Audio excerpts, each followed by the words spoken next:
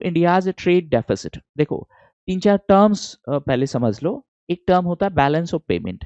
Balance of payment का मतलब है इंडिया का बाकी की कंट्रीज के साथ क्या लेन देन है, ठीक है। बैलेंस ऑफ पेमेंट में दो मेजर अकाउंट होते हैं, एक होता है करंट अकाउंट जिसको हम बोलते हैं ट्रेड अकाउंट, और एक होता है कैपिटल अकाउंट जिसमें एफडीआई, एफपीआई और ईसीबी आते हैं, एक्सटर्नल कमर्शियल बोरोइंग, ठीक है। अब करंट अकाउंट में अगर हम एक्सपोर्ट ज्यादा करेंगे और इंपोर्ट कम करेंगे, एक्सपोर्ट ज्यादा किया और इंपोर्ट कम किया तो हमारे पास होगा सरप्लस, और अगर इंपोर्ट ज्यादा किया एक्सपोर्ट कम किया तो हमारे पास हो जाएगा डेफिसिट। इंडिया के केस में ट्रेड डेफिसिट होता है। ये तो पहली बात हुई।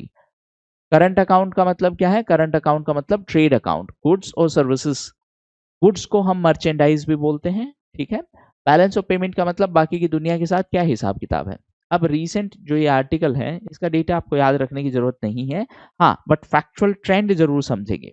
देखो over a period of time हमारा बैलेंस ऑफ पेमेंट है उसमें कुछ चेंजेस आए हैं। जैसे इंडिया का ट्रेड डेफिसिट है वो कम हुआ है to 6.6 billion dollars. Last month ये 8.7 बिलियन डॉलर्स था, इस बार 6.6 हुआ है। क्यों कम हुआ? क्योंकि ऑयल प्राइसेस कम थे। मैं पास्ट की बात कर रहा हूँ। पास्ट में ऑयल प्राइसेस कम थे इसलिए हमारा इंपोर्ट का खर्चा कम हुआ। दूसरी तरफ हमारे एक्सपोर्ट है उसमें इंक्रीमेंट हुआ, और इसीलिए हमारा ट्रेड डेफिसिट है वो कम हो गया। एक्सपोर्ट में कितना ग्रोथ हुआ था? एक्सपोर्ट में ग्रोथ हुआ था 9.4%। तो ये कुछ इंपॉर्टेंट ट्रेंड्स हैं जो आपको ध्यान में रखने हैं।